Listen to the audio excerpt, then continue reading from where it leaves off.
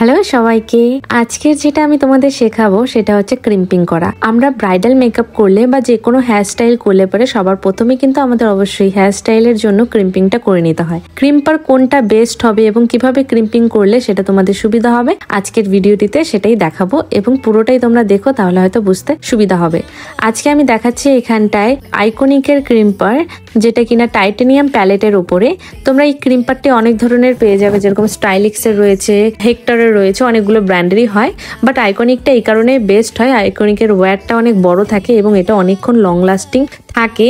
আর এটা হচ্ছে জিনিসটা তোমার অনেকদিন লং লাস্টিং যায়, তো সেই জন্য আইকনিকের প্রোডাক্ট অনেকে ব্যবহার করে। আর প্রফেশনালের ক্ষেত্রে হচ্ছে আইকনিকটাই ব্যবহার করে। তাছাড়াও তোমরা এর মধ্যে নিতে পারো হেক্টর এবং স্টাইলেক্স এবং অন্য অন্য ব্র্যান্ড রয়েছে, সেগুলোও তোমরা নিতে পারো। বাট আইকনিকেরটা একটু কি হয় যে প্লেটটা রয়েছে সেই প্লেটটা একটু ছোট, স্টাইলেক্সের প্লেটটা বড় এবং হেক্টরের প্লেটটা বড়। বাট অ্যাজ আ তুমি রিজনেবল এর মধ্যে যদি চাও তাহলে স্টাইলেক্সের নিতে পারো, আর যদি একটু প্রাইস বেশি থাকে তাহলে আইকনিকের নিতে পারো। আইকনিকের তোমার জিনিসটা বেশি দিন লং লাস্টিং যায়, এই জন্য আইকনিকটা সবাই প্রেফার করে এবং প্রফেশনালের ক্ষেত্রেও কিন্তু এটা বেস্ট। এবার এই মেশিন দিয়ে তোমরা কিভাবে একটা হেয়ারের মধ্যে ক্রিম্পার করবে এবং কত টেম্পারেচারের মধ্যে করবে সেটাই তোমাদেরকে এই ভিডিওর মধ্যে বলবো। এই হচ্ছে ধরুন আমার ক্লায়েন্ট, বা যে কোনো তোমরা ডল নাও বা যে কোনো মডেল নিয়ে নাও না কেন, সেই হেয়ারের মধ্যে 4টা সেকশন কিন্তু করে নিতে হবে। 4টা সেকশনের মধ্যে একটা সেকশন থাকবে পফের জন্য এবং আরেকটা সেকশন থাকবে ব্যাক সাইডের জন্য। তো ব্যাক সাইডের 4টা সেকশন, যেটা বেসিক সেকশন থাকে, সেই সেকশনটা করে নিয়ে সামনে দুটো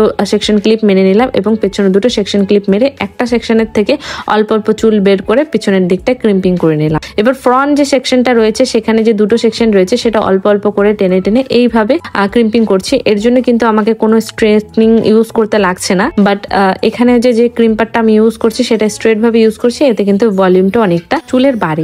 এরপরে এভাবে ক্রিম্পিং করে নেবে পুরো চুলের মধ্যেই। তোমরা দেখে নাও অল্প অল্প সেকশন নিয়ে কিন্তু ক্রিম্পিং করতে হবে। আর ক্রিম্পিংটা এমন ভাবে বসাতে হবে যেটার যে মার্কগুলো থাকবে, যে ঢেউ খেলানো মার্কগুলো থাকবে, সেটা যাতে বসে। তোমরা সাথে সাথে নিলে আর রেখে দিলে হয়ে গেল, এরকম কিন্তু না। বাট মানুষের যখন করবে সেখানে কিন্তু স্ক্যাল্পের আগে একটু ফু দিয়ে নেবে, তারপরে ক্রিম্পারটা ইউজ করবে, তাহলে কি হবে স্ক্যাল্পের মধ্যে ধোয়াটা যায় না। অনেক ক্লায়েন্ট ভাবে যে গরমটার জন্য চুলটা পুড়ে যাচ্ছে, কিন্তু না, যে যখন আমরা মেশিনটা ইউজ করি সেটার যে পাওয়ারটা থাকে সেটা স্ক্যাল্পের মধ্যে লাগে, তাই জন্য গরম ভাবটা বেশি হয়। এই জন্য আগে ফু দিয়ে নেবে, বা পেছন দিকটা আগে ক্রিম্পার মেশিনটা ইউজ করবে, দেন সামনের দিকটা ক্রিম্পার মেশিনটা নেবে। এই হলো ফাইনাল রেজাল্ট। এবার হচ্ছে ক্রিম্পার কত টেম্পারেচারের মধ্যে দেবে সেটা বলে দিই। যদি কারো নর্মাল হেয়ার থাকে, মানে একদম ভার্জিন হেয়ার রয়েছে, তার হেয়ারের মধ্যে ধরুন 190 ডিগ্রির মধ্যে দিয়ে দিবে। যাদের চুল অনেকটা হার্ড থাকে, মানে সহজে ক্রিম্পার বসছে না, তাদেরটা একদম হাইতে দেবে। তাহলে তোমরা দেখবে ক্রিম্পিংটা খুব ভালো বসেছে এবং অনেকক্ষণ লং লাস্টিংও যাবে। এরপরে তোমরা যে কোনো স্প্রে, শাইন স্প্রে লাগিয়ে নিয়ে তারপর হেয়ার স্টাইল করতে পারো। ভিডিওটি কেমন লাগলো অবশ্যই জানি।